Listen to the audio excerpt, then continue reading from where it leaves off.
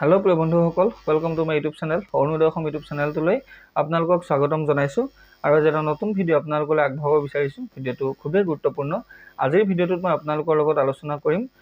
মুখ্যমন্ত্ৰীৰ নতুন এখন আঁচনিৰ বিষয়ে, যিখন আঁচনিৰ জৰিয়তে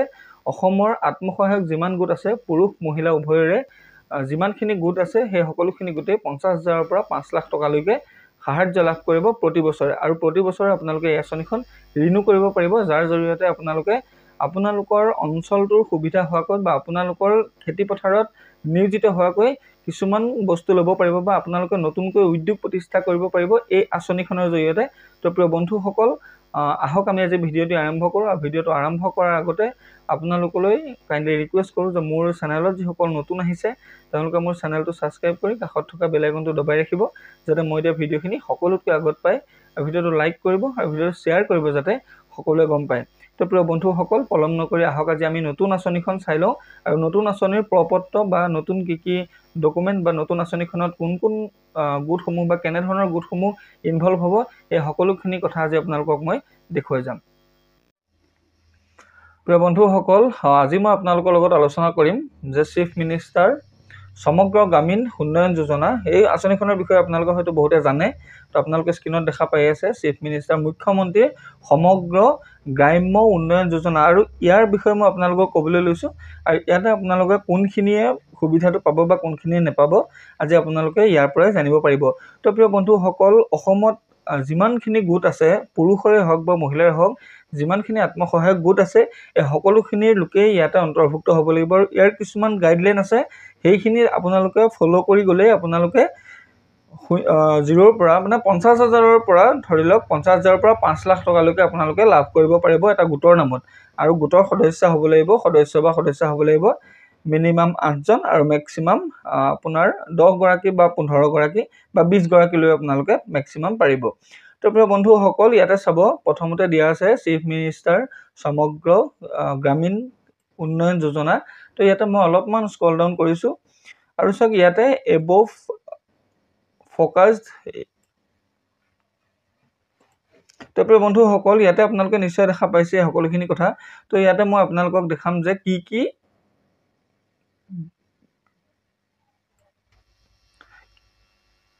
কিহৰ ভিত্তিত আপোনালোকক এই যিটো গ্ৰামীণ উন্নয়ন যোজনাৰ যিটো পইচা আপোনালোকক দিব, সেইটো কিহৰ ভিত্তিত আপোনালোকক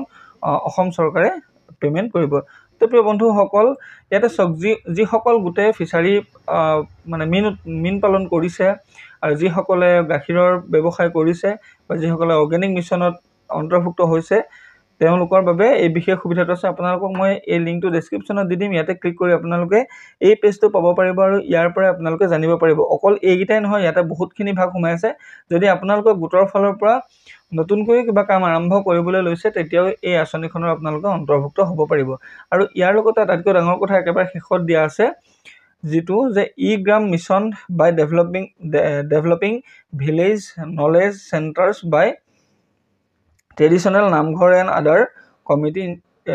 ইনষ্টিটিউশ্যন। তো আপোনালোকৰ গাঁৱৰ যিটো নামঘৰ হয়, সেই নামঘৰ কমিটি বা অন্য কোনো ছ'চাইটিও ইয়াৰ লগত জড়িত হ'ব পাৰিব, যিটোৰ ফলত আপোনালোকে 50,000ৰ পৰা 5 লাখ টকা আপোনালোকে লাভ কৰিব পাৰিব। তো প্ৰিয় বন্ধুসকল, ইয়াৰ কিছুমান বেনিফিট আছে। এই বেনিফিটখিনি আপোনালোকক ইয়াতে দি দিয়া হৈছে। মই পেজটো লিংকটো দি দিম, তাতে ক্লিক কৰি আপোনালোকে এইখিনি পাব পাৰিব আৰু ইয়াৰ পৰা আপোনালোকে ল'ব পাৰিব। তো প্ৰিয় বন্ধুসকল, মই আপোনালোকক এতিয়া দেখাম যে ইলিজিবিলিটি, যে যোনসকল লোকে বা কেনেধৰণে আপোনালোকে পাব বা ইয়াত ৰুল ৰেগুলেশ্যনখিনি কি হয়। 3টা ৰুল দিয়া আছে। তো প্ৰিয় বন্ধুসকল, প্ৰথমে দিয়া আছে যে the benefit of the scheme, প্ৰথমটো দিয়া আছে, চাব, the benefit of the scheme will be provided to any group of 8 to 10 members who are actual adult farmer of the same village. তো চাওক, ইয়াতে 8ৰ পৰা 10জন ব্যক্তি হ'ব লাগিব, সদস্যই হওক বা সদস্যাই হওক, পুৰুষেই হওক বা মহিলাই হওক, 8ৰ পৰা 10জন হ'ব লাগিব, আৰু তেওঁলোক একেখন গাঁৱৰে হ'ব লাগিব, আৰু তেওঁলোক খেতিয়ক হ'ব লাগিব, প্ৰথমটো। দ্বিতীয়টো, অকল খেতিয়ক বুলিয়ে নহয়, মানে অকল ধান খেতি কৰাটোকে বুজোৱা নাই, আচলতে যিকোনো তেওঁলোকে যিহৰ খেতিয়ে কৰে সেই খেতিটোত তেওঁলোকে ইনভলভ হ'ব পাৰিব। তাৰপিছত 2 নম্বৰটো দিয়া আছে, the group of farmers must have a common bank account and will apply jointly with the signatures of the each member on the application form preferably along with particulars and land and crop cultivation তো প্ৰিয় বন্ধুসকল ইয়াত দিছে সব গ্ৰুপত থকা member সকলৰ যেটো তেওঁলোকৰ জয়েন্ট একাউন্ট হয় যেটো মানে গোটৰ যিবিলাক একাউন্ট থাকে সেই তেওঁলোকৰ এটা বেংক পাছবুক থাকিব লাগিব তাৰ যোগেদি তেওঁলোকে পাৰফেক্টলি পইচাটো লাভ কৰিব পাৰিব যেটো তেওঁলোকৰ সেই গোটটোৰ নামত খোলা একাউন্ট হ'ব লাগিব তা 3 নম্বৰ দিয়া আছে the applicant group should not have more than one member from one family তো সো ইয়াত এপ্লিকেন্ট যিকোনো এজনে হক পুৰুষে হক বা মহিলাই হক এটা ফ্যামিলিৰ পৰা যিকোনো এজনহে পাৰিব তো প্ৰিয় বন্ধুসকল যদি আপোনালোকৰ এনেকুৱা কোনো গোট নাই তেনেহলে আপোনালোকে নতুনকৈ গোট খুলিও ইয়াৰ লগত এই স্কিমখনৰ অন্তৰ্ভুক্ত হ'ব পাৰিব আৰু ইয়াৰ পৰা আপোনালোকে এই যেটো চৰকাৰৰ সাহায্য হয় যে 50,000 পৰা 5 লাখ টকা আপোনালোকে হেতু লাভ কৰিব পাৰিব আৰু এটো প্ৰতি বছৰে আপোনালোকে ৰিনিউৱেল কৰিব পাৰিব তো প্ৰিয় বন্ধুসকল ইয়াৰ তলত আৰু এটা কথা দিছে যে government employee are not allowed to apply the scheme তো সব গভৰ্ণমেন্ট এমপ্লয়ী হলে তেওঁলোকে এই স্কিমৰ অন্তৰ্ভুক্ত হ'ব নোৱাৰিব আৰু the scheme shall not be allowed avail to the individual farmer যদি individual farmer হয় মানে এজনকৈ থাকে তেতিয়া হলে এই স্কিমখনত তেওঁলোকে জড়িত হ'ব নোৱাৰিব তো প্ৰিয় বন্ধুসকল আৰু মই তললৈ গৈ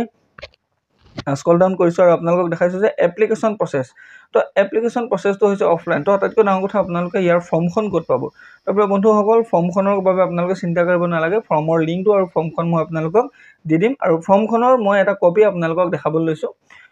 ইয়াতে চাব এইখন হৈছে পছন্দ পত্ৰ অনুমোদিত হিতাধিকাৰী কৃষক গোটে দিব লাগিব তো এই ফৰ্মখন আপোনালোকে